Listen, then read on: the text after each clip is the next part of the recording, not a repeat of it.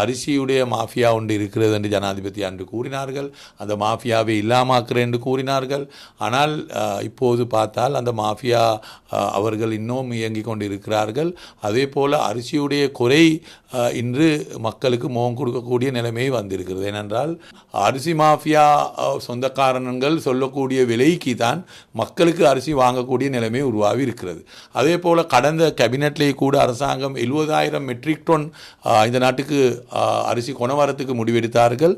ஆனால் அதை பாரம் கொடுத்தது சதோச எஸ்டிசி போல அரசாங்கம் நிர்வாகங்களுக்கு.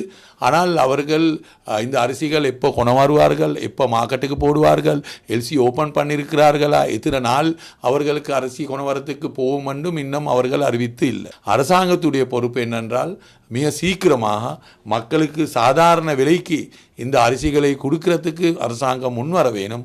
அதுக்கு தேவையான முடிவுகள் உடனடியாக எடுக்க வேணும் என்று தான் நாங்கள் அரசாங்கத்துக்கு கூற விரும்புகிறோம்.